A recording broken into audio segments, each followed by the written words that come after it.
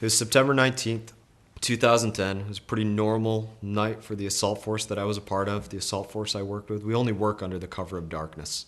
And so that particular night, as we were headed to the targeted compound that we were after, I remember we got to the walls of that compound and they were actually too high for us to ladder over. That would have normally been our preferred means to get inside of these compounds. And so we approached this corridor that led into this compound. And I told my guys to hold, that if we were going to use this corridor, this was certainly a place that if I was a bomber living in that compound, that's where I would place an improvised explosive device. And they needed to basically let me check things out. And so I went through all the methods and the means that I would use to search for improvised explosive devices. I looked and felt for tripwires.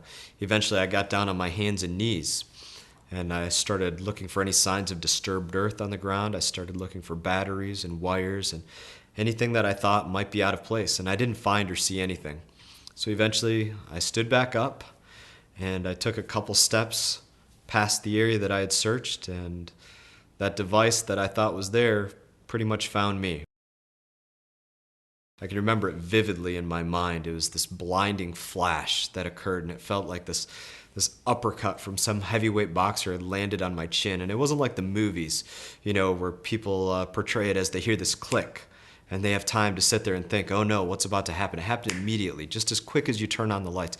That's as quick as this explosion happened. And I remember laying on my back. I was tumbled through the air and I landed on my back. And I wasn't sure if I was the one that got hit or if it was, somebody else that was on that mission that had triggered a device and I was maybe just close enough to be affected by that same device.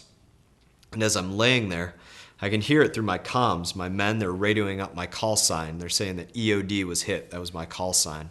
And simultaneously, I'm laying there and I realize there's some pretty good reason that I can't stand up, and I'm wiping the mud and the soot and the dirt of the explosives from my eyes, and I'm looking at my left hand and my left arm, and all of these fingers, they were broken, and they were actually pointing in directions that fingers are not normally intended to point in.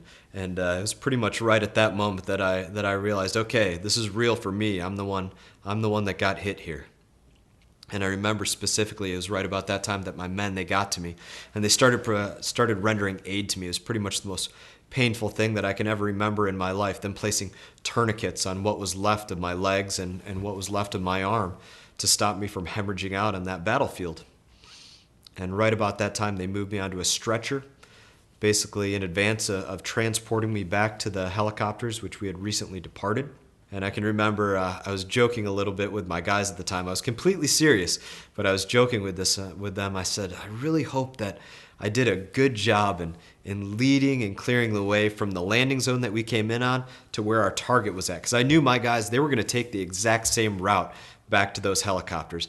And I told them, I really don't want to blow up again while I'm strapped down to that stretcher like this and end up face down in the river that we were skirting. The last thing that I remember from that night is my men carrying me back to that helicopter and them loading me up and them rendering me one last salute and telling me that I would be okay.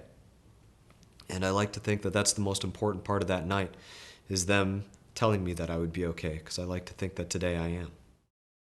I'm Brian Mast, and I approve this message. Please visit our website, mastforcongress.com.